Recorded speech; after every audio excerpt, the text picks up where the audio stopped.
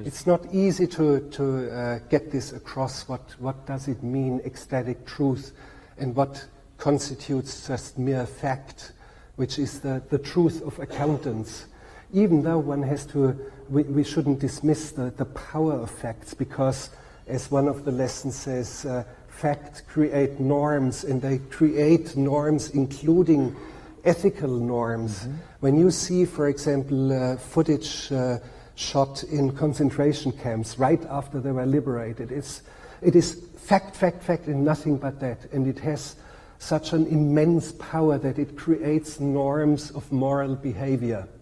So we should not dismiss that, but it's not the end of it. It's not what can be reached in cinema. There are deeper strata of truth, and you have to be inventive, and you have to fabricate, and you have to stylize, and you have to catch and try to find this elusive magic of images. And if we don't have these images, if we don't develop an adequate language of images, an adequate grammar of images, our civilization will be sort of maybe even die out like the dinosaurs. Mm-hmm. I have the feeling that we must develop adequate images, and they are limping behind, they are lagging behind. There have been such dramatic evolutions in the past decades, and when you look at television or at much of what Hollywood does,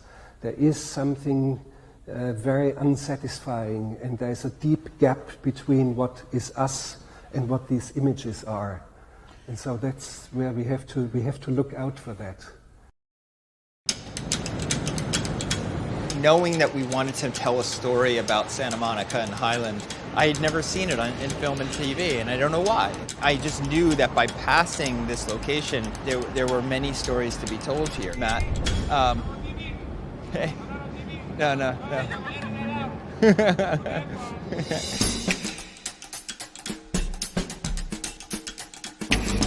I had $2. You know what I spent that on? What? The bus and a donut. It's been 4 years, and a lot has changed. We were shooting at a time where this area was becoming gentrified. Now it's pretty much gentrified altogether. The whole film really builds up to this climactic confrontation that takes place with our entire ensemble cast at what was once Donut Time, and now is actually owned by Danny Trejo, and he's made it into Trejo's Coffee and Donuts. We always knew that Donut Time had to be a part of it. It's iconic. It was the hub that many of these girls used at night for shelter. We didn't want to fake this at a donut shop on the other side of town. I actually told my producers, if we don't get Donut Time, I'm not interested in making the film. I'm not doing this. I'm out of here, because you know, I told you. I already told you. A lot has changed. There used to be 3 tables and then a side door over here.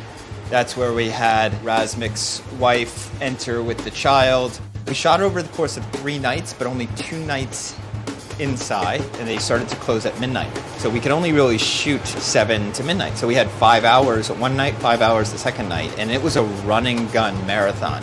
What are you plotting? It was always tight, and as you can tell, it's still tight. It's a very small space. You know, some people think we had a pimped out or a tricked out iPhone. That's not the case. We had an adapter that was literally the size of a matchbook that fit over the lens with a little stabilizer, and that was it. I was able to move very easily around and get different angles. There were 3 iPhones. You can see from the production of this movie, we're not making a ton of money. So I had to sell off one of the iPhones to pay rent, okay? But I held on to 2 of them, and one of them is being donated to the Academy Museum of Motion Pictures, and it's an incredible honor to have been asked, and we're very, very proud, very happy.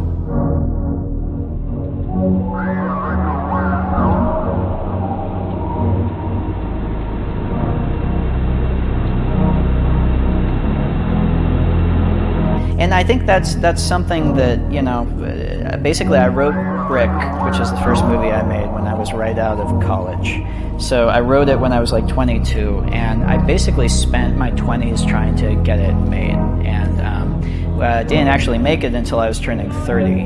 So it was an 8-year process of trying and failing through a lot of different methods to try and get money for it. And it's frustrating because during that time, I would find people who had gotten the first movie made, and I would ask exactly that question: how do you do it? It seems like there's this unbridgeable gulf between where I'm standing and where you're actually have the money to make a movie. What's the answer? There has to be an answer. Right. And they would always give infuriatingly vague answers like, just don't give up and just stay at it and just stick to it. Fuck you. How do you make a movie? How do you do it? Just like Shia LaBeouf, like, just do it, It man. is the Tony Robbins answers. And I get so frustrated. And now, like, but the God's honest truth is that, there's no way to do it. It is an impossible thing to do. And it's something that really the only advice that does matter is to, have a piece of material that you know and you care about, and then just don't stop until you make it by any means necessary. And now I'm giving the lame general advice, but it's genuinely true. I really do believe that. Comedy gold, hey, run up to the camera and stop the scope.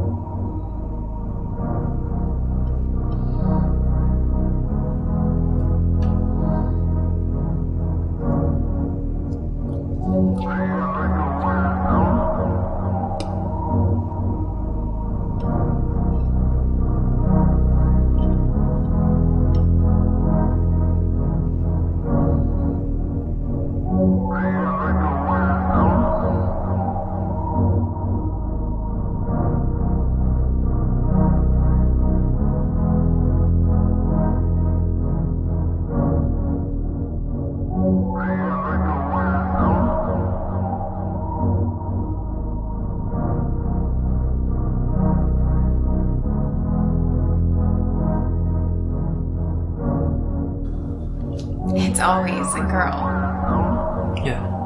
It's always a girl, it's always another guy. There's always another city. Yeah. There's plenty of other cities. I was pretty much looking for a clean slate. Change of soil. Yes. Dangerous. How so? Exposes your roots. Nothing is so terrible as a pretentious movie. I mean, a movie that aspires for something really terrific and doesn't pull it off is shit, it's scum. And everyone will walk on it as such. And that's why poor filmmakers, in a way, that's their greatest horror, is to be pretentious. So here you are, on one hand, is trying to aspire to really do something. On the other hand, you're not allowed to be pretentious. And finally you say, fuck it. I don't care if I'm pretentious or not pretentious, or if I've done it or I haven't done it. All I know is that I am going to see this movie. And that for me, it has to have some answers. And by answers, I don't mean just a punchline. Answers on about 47 different levels. And it's very hard to talk about these things without being very corny. You use a word like self-purgation or epiphany, they think you're either a religious weirdo or an asshole college professor. But those are the words for the process, this transmutation, this renaissance, this rebirth, which is the basis of all life. The one rule that all man, from the time they first were walking around looking up at the sun, scratching around for food and an animal to kill, the first concept that I feel got into their head was the idea of life and death. That the sun went down and the sun went up. That the animal, the crop, when they learned how to make a crop, it died. In the winter, everything died. And to the first man, he must have thought, oh my God, it's the end of the world. And then all of a sudden, there was spring and everything came alive and it was better. I mean, after all, look at Vietnam. Look at my movie. You'll see what I'm talking.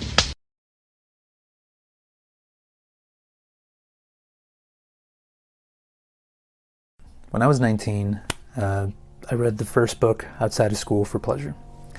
I wasn't really a big reader, would barely pay attention in school. And I came across this one. A friend let me borrow Fahrenheit 451.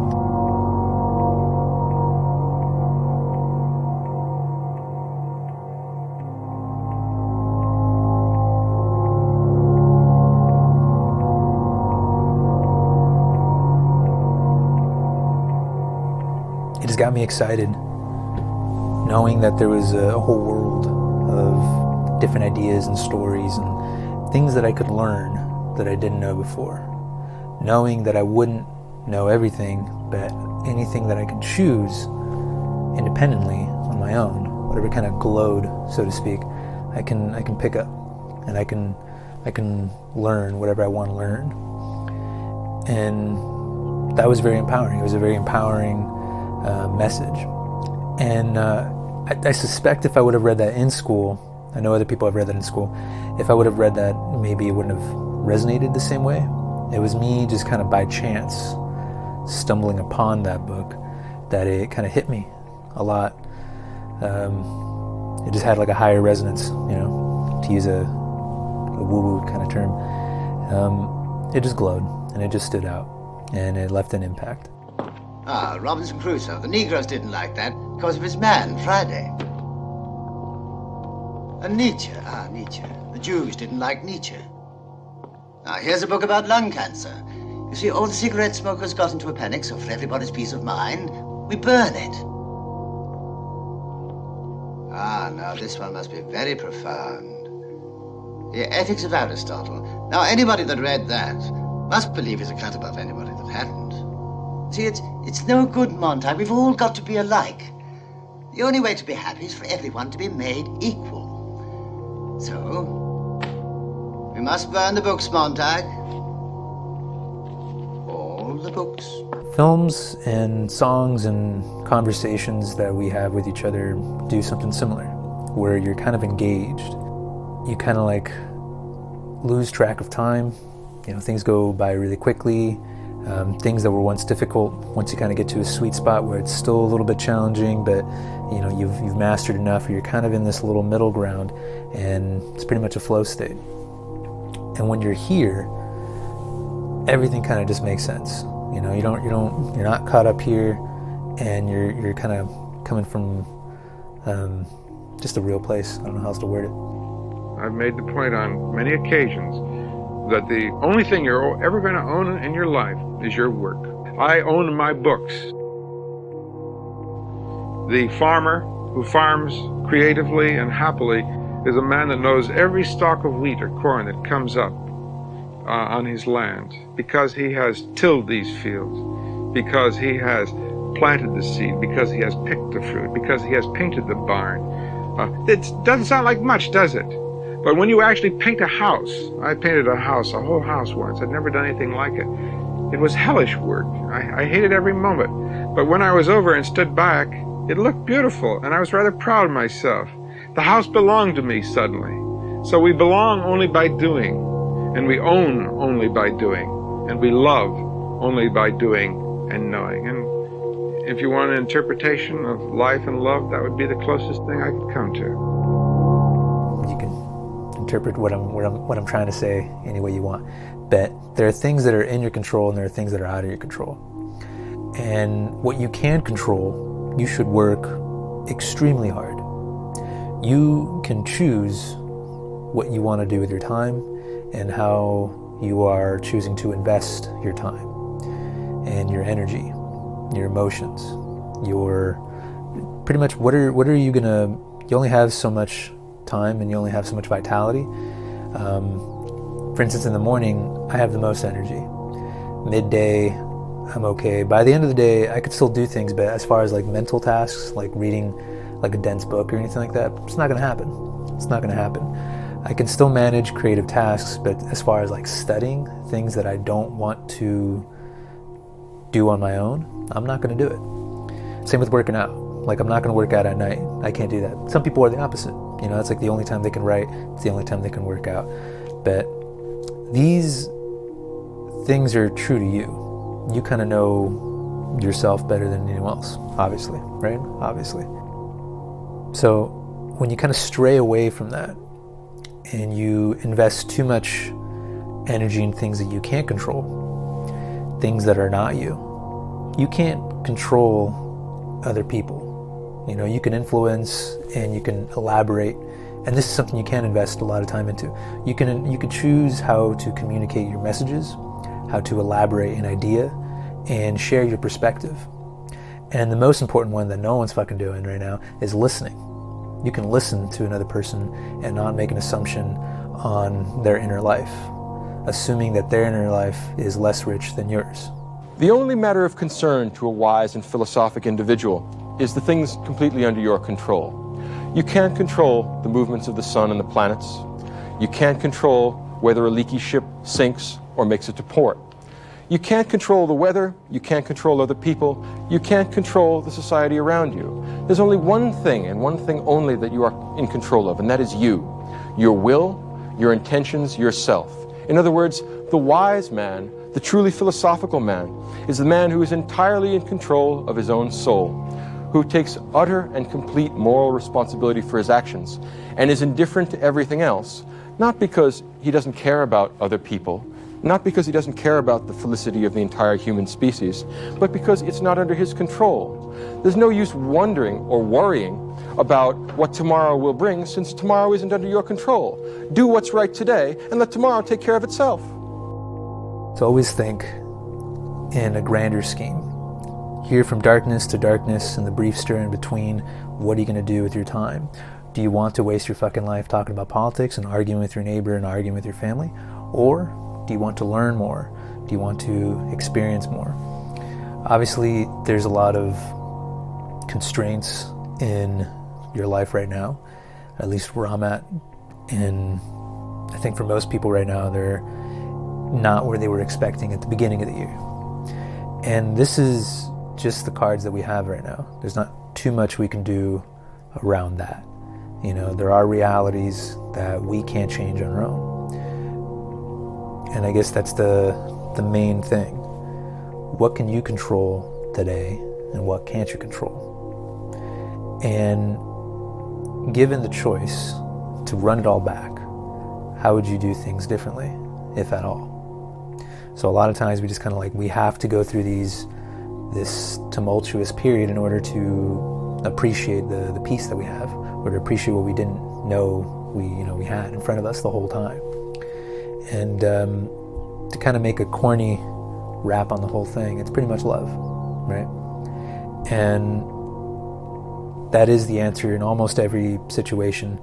And in my opinion, I think the best definition that I've heard, willing the good of the other for the sake of the other. So it has nothing to do with you. It's not about you. It's about the other person. You should want other people to see the big picture.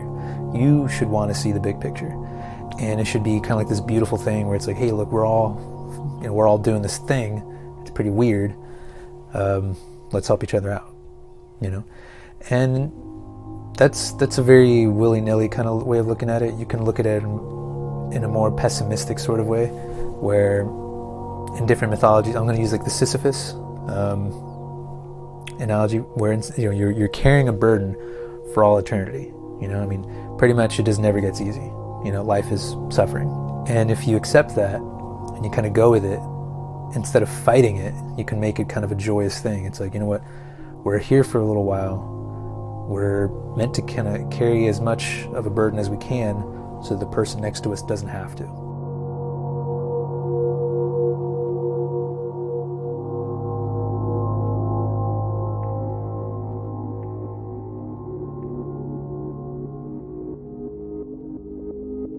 Sometimes I believe that the images that I've created are nothing sensational, nothing futuristic or avant-gardistic.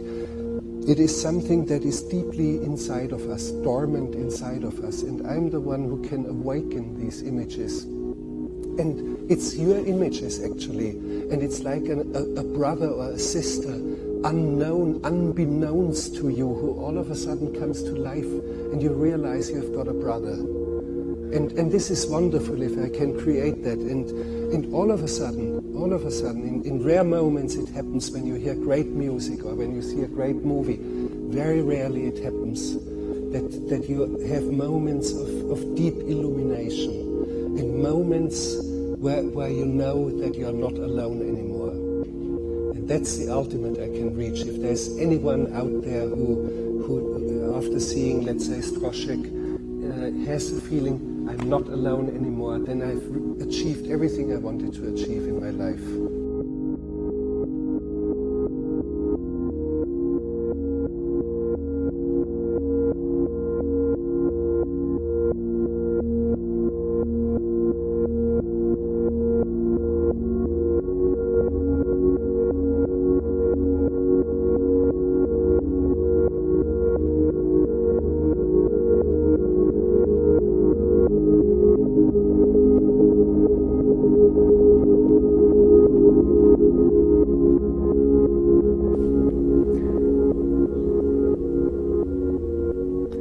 This is a contemplation point, and it's one that I'd like to share with you. Understand that your viewpoint is a vantage point, and your position is limited. When high, you can see low. When low, you can see high. A finite viewpoint to an infinite environment, a garden of plenty and possibility. Because when you admit that you don't know, if it's in looking out or out looking in, the idea of a puppet fearing a puppeteer is natural, but you still don't know if you're a puppet or if you're the puppeteer. You can go all in one way or the other. You can pretend there's no puppet show, but even metaphysics is a puppet show. And this puppet show has a vantage point. And when you understand this, you understand Indra's net. The fear of the Lord is the start of all knowledge. And I'm thinking about that. When you understand God fear, you unfold to wisdom. And life is no longer something to solve, but experience. So to the best of my ability, I act out in the world as if God exists because of my fear. Contrast of contradictions is the aesthetic of purpose. And at the center of all this is love. The finite infinite, the infinite finite, the ultimate puppet show. The self or the divine. This is vanity of vanities. Vanities of vanity. All is vanity. All is smoke. All is God. All is me. All is neurotic. All is narcissism. All is death. All is rest. All is life. All is work. All is high. All is low. As above, so below. A war in my name. Our Father, who art in heaven. Art as pattern. Pattern as prayer. The finite infinite. The infinite finite. The tap. The swipe. Private exposed. Exposed private. Same thing. It's all the same thing. Language is imperfect.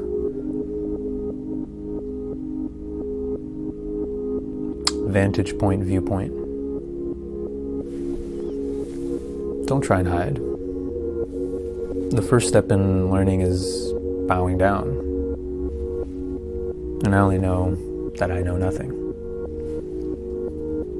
Our Father in heaven, reveal who you are, set the world right, do what's best. As above, so below. Keep us alive with good meal.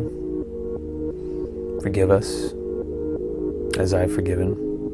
Don't tempt. It's you. And I'm scared. I am. For if you forgive men their trespasses, neither will your Father forgive your trespasses.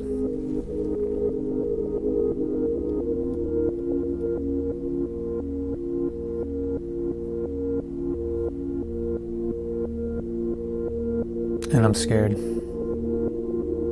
For if you can forgive men their trespasses, your heavenly Father will also forgive you.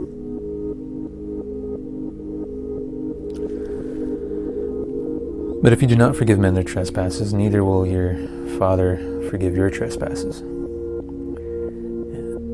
Consider the lilies of the field, how they grow, they toil not, neither do they work.